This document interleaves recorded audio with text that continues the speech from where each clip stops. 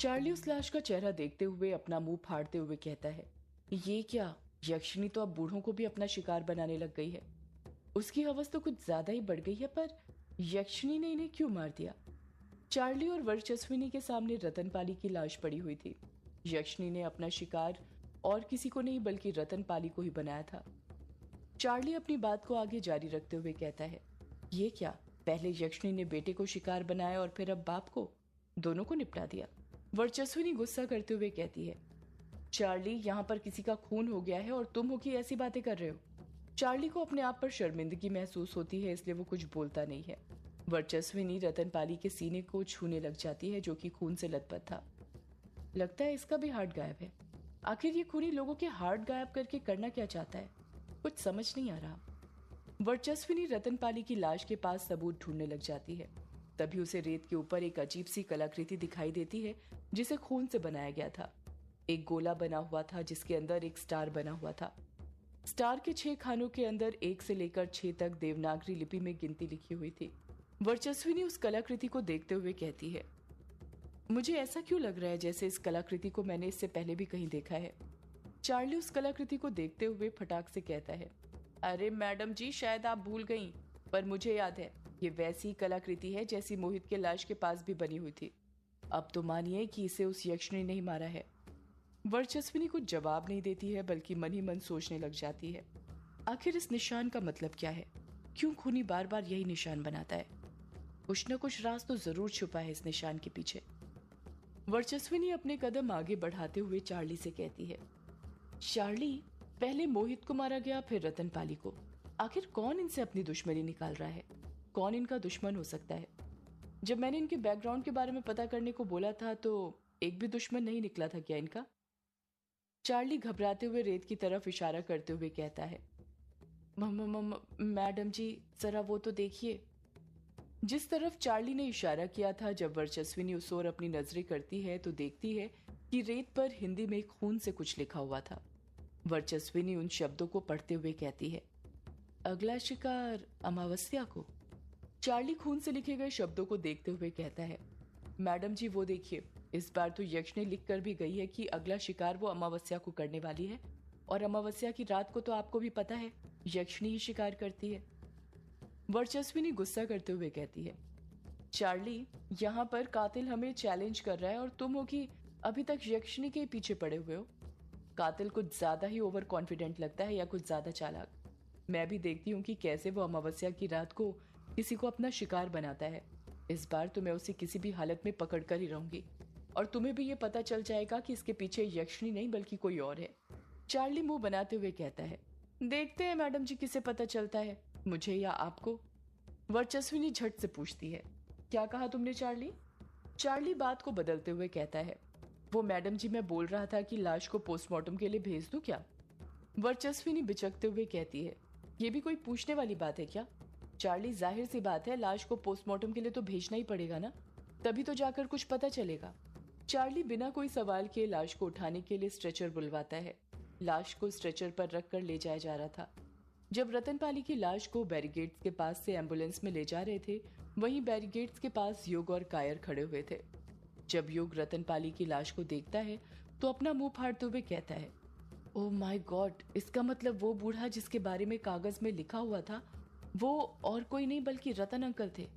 पर कल रात को तो रतन अंकल मेरे साथ ही थे, फिर यक्षिणी ने उन्हें कब अपना शिकार बना लिया। कहीं मेरे जाने के बाद ही तो ये सब कांड नहीं हुआ।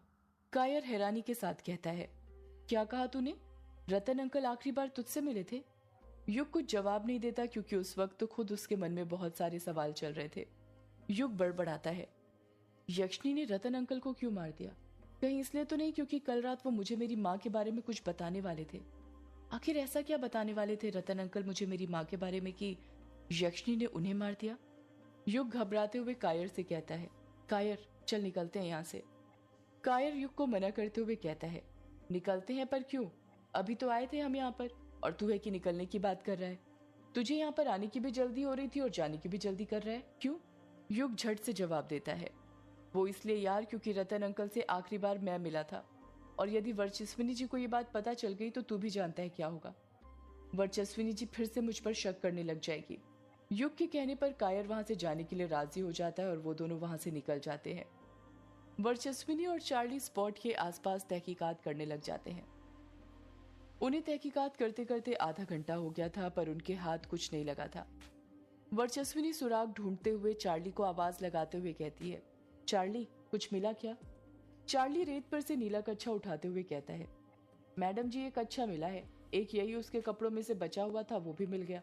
अब उसकी पूरी कंप्लीट किट हो गई। वर्चस्विनी चिढ़ते हुए कहती है, चार्ली, कभी कुछ काम की चीजें भी ढूंढ लिया करो। चार्ली नाराजगी के साथ कहता है, मैडम जी, अब जो मिलेगा वही तो बताऊंगा ना। आपको याद है ना, रतनपाली का जो बेटा था मोहित, उसका कच्छा भी हमें बाद में ही मिला था और इसका भी बाद में ही मिला है। चार्ली कच्छे को अपने नाक के पास ले जाकर उसे सूंघने लग जाता है। वर्चस्विनी मुंह बनाते हुए कहती है, ये तुम क्या कर रहे हो चार्ली?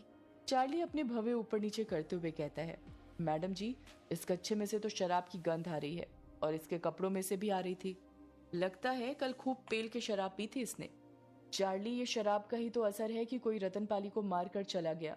शराब अच्छे अच्छों को ले डूबती है और ये रतनपाली को भी ले डूबी। वर्चस्विनी ने इतना कहा ही था कि तभी उसकी नजर वहां से करीब 100 मीटर दूर की झाड़ियों पर पड़ती है। उसे लगता है जैसे वहां पर कोई लेटा हुआ है। उसे किसी की हरे रंग की साड़ी दिखाई देती है। वर्चस्विनी उस ओर अपने कदम बढ़ाने लग जाती है। चार्ली वर्चस्विनी को टोकते हुए कहता है, ये आप कहां पर जा रही हैं मैडम जी? वर्चस्विनी कुछ जवाब नहीं देती है, इसलिए चार्ली भी वर्चस्विनी के पीछे पीछे जाने लग जाता है। जिस ओर वर्चस्विनी और चार्ली अपने कदम बढ़ा रहे थे उस ओर बहुत सारी झाड़ियां लगी हुई थी, जहां पर कोई भी इंसान आसानी से छुप सकता था। जब वो दोनों उस झाड़ी के पास पहुंचते हैं तो देखते हैं कि वहां पर एक औरत पेट के बल गिरी हुई थी। वर्चस्विनी झट से उस औरत के पास बैठती है और उसे पलट देती है। वो औरत जो वहां पर बेहोश पड़ी हुई थी, वो और कोई नहीं बल्कि धनिया थी। चार्ली धनिया को देखकर शॉक्ड होते हुए कहता है, अरे, ये तो धनिया है, रतनपाली की नौकरानी। यक्षिनी ने इसे भी मार दिया क्या? वर्चस्विनी जल्दी से धनिया की नब्ज चेक करने लग जाती है। चार्ली वर्चस्विनी को देखते हुए कहता है, क्या हुआ मैडम जी, मर गई ना ये भी? मार दिया ना यक्षिनी ने इसे भी? वर्चस्विनी कुछ देर रुककर गुस्से के साथ जवाब देती है, चार्ली, तुम कभी पॉजिटिव नहीं सोच सकते क्या? सांसें चल रही हैं इसकी, ये बस बेहोश है। इसे जल्द से जल्द हॉस्पिटल शिफ्ट करो। हो सकता है इसने उस कातिल को देखा हो। चार्ली हड़बड़ाहट के साथ कहता है, जी मैडम, अभी करता हूँ। वर्चस्विनी कुछ सोचते हुए कहती है, चार्ली, इस रतनपाली की बहू का क्या नाम था? उसका, हाँ याद आया, सुधा। वो कहीं नहीं दिखी मुझे। सारा गांव भले ही यहाँ पर जमा हो गया, पर वो कहाँ पर है? उसे तो यहाँ पर होना चाहिए ना, आखिर उसके ससुर की मौत हुई है। मैडम जी, दिखी तो वो मुझे भी नहीं। हो सकता है उसे कुछ दुख ही ना हो रतनपाली की मौत का, जिस तरह मोहित की मौत का नहीं था। आखिर दोनों ने उसे सताकर तो रखा था। वो तो है, पर बयान तो लेना पड़ेगा ना। जानना पड़ेगा कि आखिर ये रतनपाली रात में घाट के पास करने क्या आया था, और ये सब उसकी बहू ही बता सकती है। जी मैडम जी, मैं जाता हूँ उसका बयान लेने अभी। इस तरफ हवेली में दिलीप को रतनपाली की मौत की जब से खबर लगी थी, वो बहुत डरा हुआ था। उसने अपने आप को एक कमरे के अंदर बंद कर लिया था और कमरे की सारी लाइट बुझा कर रखी हुई थी। कमरे के अंदर अंधेरा छाया हुआ था। वो बेड पर लेटा हुआ था और दिन में ही सोने की कोशिश कर रहा था, पर यक्षिनी का डर उसे सोने नहीं दे रहा था। दिलीप के चेहरे पर डर साफ नजर आ रहा था। दिलीप बेड पर ही लेटे हुए कहता है, यक्षिनी ने रतनपाली को मार दिया, वो मुझे भी मार देगी। अगला नंबर मेरा ही है, वो मुझे नहीं छोड़ेगी। यही सब बड़बड़ाते हुए दिलीप डरे जा रहा था। तभी उसे पायल बजने की आवाज सुनाई देती है। दिलीप डरते हुए खुद से कहता है, ये मेरे कमरे में पायल बजने की आवाज कैसे सुनाई दे रही है? कहीं यक्षिनी यहाँ तो नहीं आ गई मुझे मारने के लिए? दिलीप के पैर थर थर कांपने लग जाते हैं। दिलीप ने अपने हाथों की मुट्ठी भींच ली थी। पायल बजने की आवाज धीरे धीरे तेज होती जा रही थी, जैसे कोई उसके पास अपने कदम बढ़ा रहा हो। दिलीप अपने आप को चादर से ढक लेता है। उसे डर लगने लग गया था। दिलीप बड़बड़ाता है, नहीं, यक्षिनी नहीं होनी चाहिए, वरना मुझे मार देगी। यक्षिनी, मुझे मत मारो। पायल के बजने की आवाज बंद हो जाती है। दिलीप धीरे धीरे अपनी चादर नीचे कर ही रहा था कि तभी कोई झट से उसकी चादर खींच देता है। दिलीप चीखता है, नहीं यक्षिनी, मुझे मत मारो, मत मारो मुझे। जब दिलीप अपनी आंखें खोलता है तो देखता है कि उसके सामने यक्षिनी नहीं बल्कि उसकी पत्नी जानकी खड़ी हुई थी। जानकी घबराते हुए दिलीप से पूछती है, क्या हुआ जी, आप ठीक तो है ना? और इतने डरे हुए क्यों हैं? पहले दिलीप कुछ बोलता नहीं है, पर वो जानकी को नहीं बताना चाहता था कि वो डरा हुआ है। आखिर उसकी भी इज्जत का सवाल था, इसलिए वो बहादुरी दिखाते हुए जानकी पर दहाड़ते हुए कहता है, तू तू यहाँ पर क्या कर रही है और पायल क्यों पहन कर रखी है? उतार अपनी पायल। जानकी अपनी पायल को देखते हुए कहती है, पायल उतारूं पर क्यों जी? दिलीप उस पर गुस्सा करते हुए कहता है, मैंने कहा ना पायल उतार तो उतार, समझी? जानकी झट से अपनी पायल उतार लेती है। तब जाकर दिलीप की जान में जान आती है। दिलीप जानकी से कहता है, अब बोल क्यों आई है तू यहाँ पर? मैंने तुझे मना किया था ना कमरे में आने के लिए, कहा था ना मुझे सोने दे, मेरा सिर दुख रहा है, फिर क्यों आ गई? ए जी मैं तो नहीं आना चाहती थी, पर वो दिलीप जानकी को बीच में ही टोकते हुए कहता है, अरे वो क्या लगा कर रखा है, जल्दी बोलना। जानकी एक सांस में जल्दी जल्दी बोलती है, आपने कहा था ना स्वदेश आए तो आपको बताऊं, तो वो आ गया है, बाहर खड़ा है, वही बताने आई हूँ। दिलीप फिर जानकी पर गुस्सा करते हुए कहता है, अरे तो उसे अंदर भेजना चाहिए था ना, तू अंदर क्यों आ गई मुझे अपना मुंह दिखाने के लिए? जानकी नजरें नीचे करते हुए कहती है, ए जी वही तो पूछने आई हूँ, वो घबरा रहा था अंदर आने से, आपने ही तो कहा था कि मैं सो रहा हूँ, परेशान मत करना, इसलिए मैं पहले पूछने चली आई। इतना कहकर जानकी वहीं पर खड़ी रहती है। दिलीप बिलखते हुए कहता है, अरे तो अब खड़ी क्या है, जाओ और अंदर भेज उसे जल्दी। जानकी वहां से चली जाती है और कुछ ही देर में सुदेश भी वहां पर आ जाता है। वो भी बहुत घबराया और डरा हुआ लग रहा था। उसके चेहरे पर भी उसकी मौत का खौफ साफ नजर आ रहा था। उसकी सफेद शर्ट पसीने से तर थी। जैसे ही सुदेश वहां पर आता है, दिलीप सुदेश की कॉलर पकड़ते हुए कहता है, ये बता, जिस नीले कमल के फूल में यक्षिणी को हमने कैद किया था और तूने उसे अच्छे से गड़ाया था या फिर नहीं गड़ाया था? सुदेश डरते हुए कहता है, मैंने अच्छे से गड़ाई थी जीजा जी, मुझे अच्छे से याद है। तो फिर वो यक्षिणी आजाद कैसे हो गई? उसने रतनपाली को अपना शिकार कैसे बना लिया? सुदेश हकलाते हुए कहता है, पता नहीं जीजा जी ये कैसे हो गया, पर मैं भी रोंका मुझे घाट पर गया था तो मैंने देखा जहां पर मैंने वो कमल का फूल गड़ाया था वो वहां पर नहीं था। क्या? इसका मतलब किसी ने उस फूल को वहां से निकाल दिया, पर किसने? पता नहीं जीजा जी, उस फूल को किसी ने निकाल दिया, तभी तो यक्षिणी आजाद हो गई।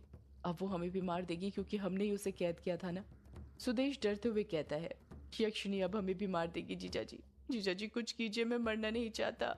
सुदेश डर के कारण रोने लग जाता है। दिलीप कुछ सोचते हुए कहता है, अब एक ही आखिरी रास्ता बचा है। सुदेश झट से पूछता है, कौन सा रास्ता बचा है जीजा जी, जल्दी बताइए। सदियों